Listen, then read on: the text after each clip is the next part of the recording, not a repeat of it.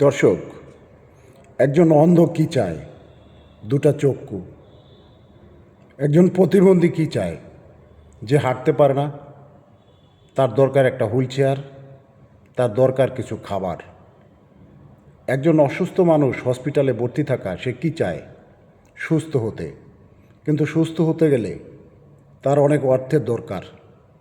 ধরুন, যদি তার সেই অর্থ না থাকে, যদি মেডিসিন কেনার অর্থ না থাকে, ডাক্তার কিছু টেস্ট দিয়েছে, সেই টেস্ট করার অর্থ যদি তার না থাকে, তবে কিভাবে সে সুস্থ হবে?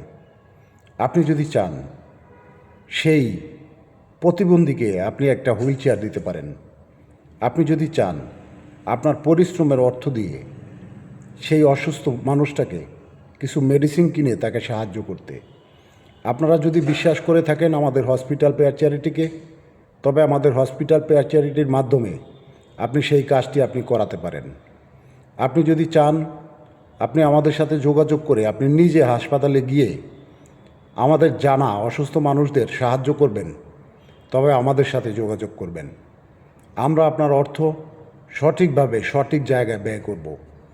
কথা দিচ্ছি, আপনার একটি পয়সাও বিফলে যাবে না, বরঞ্চ আপনি অনেক আশীর্বাদ প্রাপ্ত হবেন।